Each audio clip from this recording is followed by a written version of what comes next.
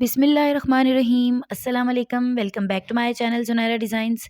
आज की इस वीडियो में हम दामन का स्टाइलिश सा डिज़ाइन बनाएंगे। इसे आप स्लीव से भी बना सकते हैं और इसमें हमने ऑर्गेन्जा का फैब्रिक यूज़ किया है। आप अगर चाहें तो ऑर्गेन्जा की जगह पे सेम इसी तरह का कंट्रास्ट में कोई दूसरा फैब्रिक भी ले सकते हैं। सो आपने वीडियो देखने के लिए टाइम निकाला, मैं आपकी शुक्रगुजार हूँ और दुआ करती हूँ और उम्मीद करती हूँ कि आप सब खैर आफियत से हों।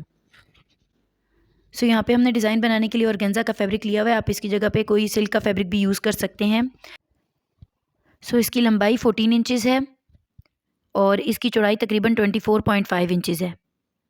सो अब यहाँ पे हमने इसी साइज़ का एक पेपर बनाया हुआ है और आप देख सकते हैं कि ये हमने पेपर को जोड़ के बनाया हुआ है। आप इसकी जगह पे न्यूज़पेपर भी यूज़ कर सकते हैं। यहाँ पे हमने एक लाइन ड्रॉ की हुई है और ये लाइन तकरीबन 2.5 इंच के डिस्टेंस पे नीचे की साइड पे हमने ड्रॉ की हुई है। अब ऑर्गेन्जा के फैब्रिक को एक साइड पे रखेंगे और इस पे मार्किंग कर लेंगे पेपर पे। अब जहाँ पे लाइन ड्रॉ की थी उसके ऊपर वाले हिस्से पे हमने स्लांटिंग में लाइंस लगा दी हैं और ये लाइंस तकरीबन हमने 0.7 इंच के डिस्टेंस पे लगाई हैं और इस इंच टेप की विड्थ भी 0.7 इंच है, तो इसको रखते हुए हमने ये लाइंस आसानी से लगा दी हैं सारे पैटर्न पे। अब एक साइड पे तो हमने लगा दी है, अब दूसरी साइड पे भी हमने इसी तरह से लाइंस लगानी है। अपोजिट डायरेक्शन में हमने दूसरी साइड पे भी लगा दी हैं।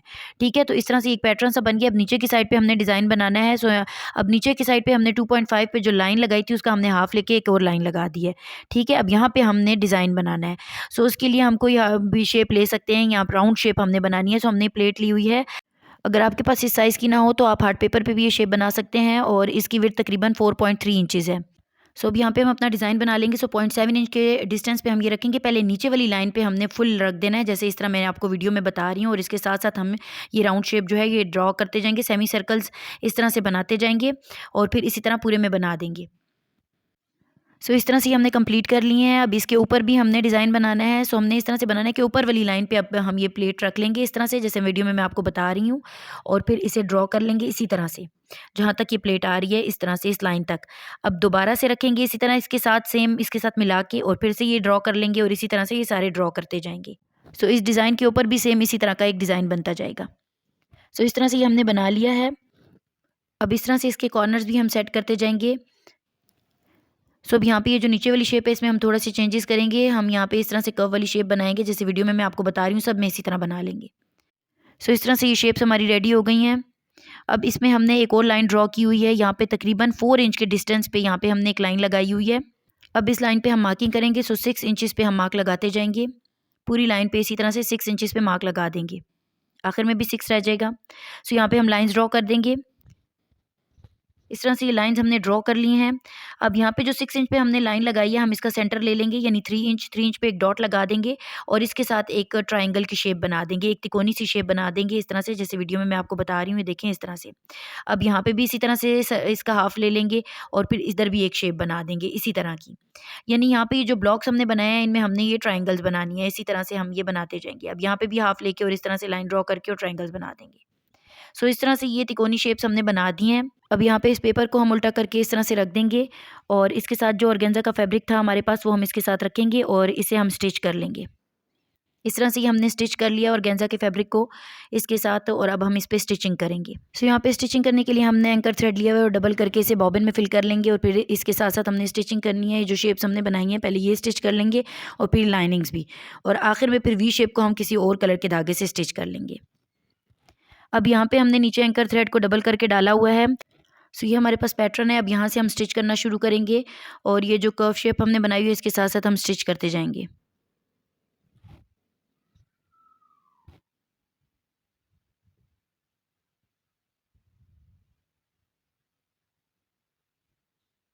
इस तरह से सारी कर्व शेप्स जो है हम इसी तरह से स्टिच करते जाएंगे। सो इस तरह से ये हमने स्टिच कर ली हैं। दूसरी साइड से इस तरह से इसकी लुक है। अब नीचे वाली जो लाइंस हैं हम वो भी स्टिच कर लेंगे और जिस तरह की ये शेप है उसके साथ साथ हम स्टिच करते जाएंगे।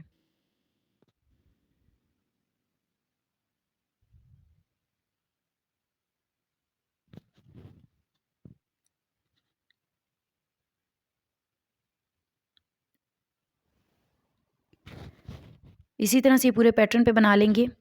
सो ये हमने स्टिच कर लिया है और इसकी इस तरह से लुक है। अब यहाँ पे हमने ये जो लाइंस ड्रॉ की हैं ये भी हम स्टिच कर लेंगे। सो पहले हम एक साइड से लाइंस स्टिच कर लेंगे, एक साइड से स्टिच करेंगे और फिर वापस मोड़ के इसे डबल स्टिच कर लेंगे। इसी तरह सारी लाइंस हमने डबल स्टिच करनी है।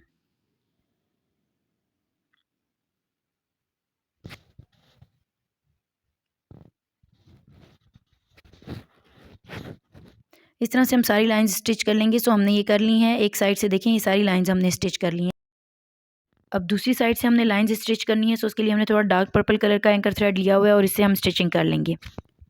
यहाँ पे इन लाइंस के साथ साथ हम ये शेप्स भी दोबारा स्टिच कर लेंगे। इस तरह से ये हमने लाइंस भी स्टिच कर ली हैं और ये शेप्स भी दोबारा से देखें डबल दफ़ा स्टिच कर लिए। सो करीब से इस तरह से इसकी लुक है और ये पैटर्न हमारा कंप्लीट हो गया है। अब यहाँ पे दूसरी साइड पे यहाँ पे जो हमने तिकोने बनाई थी इनके साथ हम किसी और कलर के नॉर्मल थ्रेड से इसे स्टिच कर लेंगे। सो हमने यहाँ पे ब्लैक कलर से किया है। सो इस तरह से ये तिकोने दूसरी साइड से भी नज़र आ रही हैं। अब यहाँ पे हम एक लेस लगाएंगे। सो यहाँ पे हमने ये सेंटर लेस ली हुई है और आप इसकी जगह पे कोई भी लेस जो आपके पास हो वो यूज़ कर सकते हैं और इसे इस तरह से रखेंगे सिलाई मशीन पे और जैसे ही तिकोने बनाई हैं इनके साथ लेस रखेंगे और दोनों साइड से स्टिच करेंगे। पहले एक साइड से स्टिच कर लेंगे इस तरह से, यहाँ पे नीचे लाते हुए इसे टर्न करेंगे इस तरह और इसके ऊपर से स्टिच करते हुए फिर दूसरी साइड पे चले जाएंगे। इस तरह यहाँ पे भी स्टिच कर लेंगे और ऊपर से भी हमने इसी तरह से कॉर्नर को सेट करना है कि इसे टर्न करते हुए और आगे लेस को बढ़ाते हुए स्टिच कर लेंगे। सो इस तरह से हम सारी तिकोने बना लेंगे।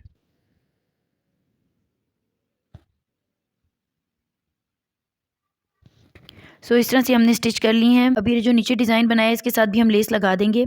सो यहाँ पे हमने इस तरह से एक लेस ली हुई है, हमारे पास पड़ी हुई थी, हम इसके दरमियान में लगाते जाएंगे।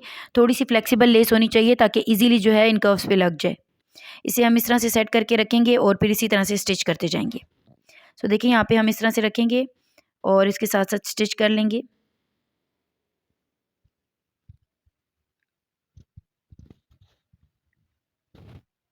इसी तरह से इसे टर्न करते हुए दोबारा से फिर इसे स्टिच करते जाएंगे और सारे में इसी तरह से कर लेंगे।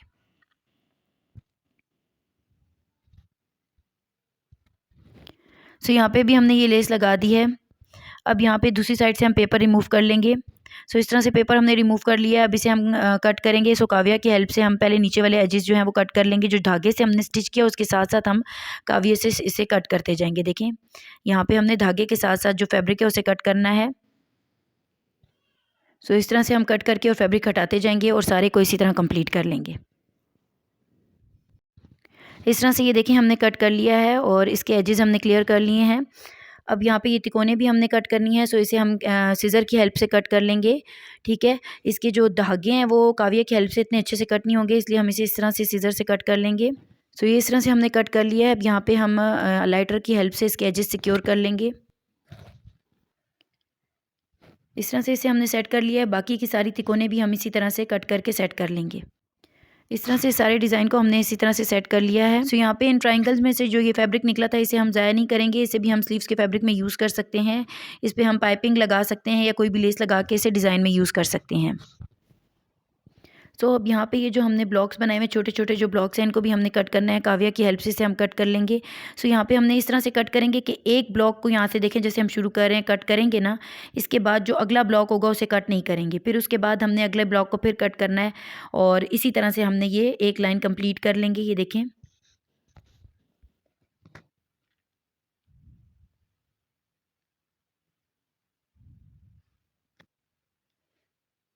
इस तरह फिर अगली लाइन जब शुरू करेंगे तो पहले ही जो हमने ब्लॉक को कट नहीं किया था उसके नीचे वाले हिस्से को हम उसके नीचे वाले ब्लॉक को हम कट कर लेंगे। ठीक है, और इसी तरह से लाइन कंप्लीट करेंगे। फिर एक कट करेंगे एक नहीं कट करेंगे, इसी तरह से हम पूरी लाइन ये कंप्लीट कर लेंगे। देखिए इस तरह से।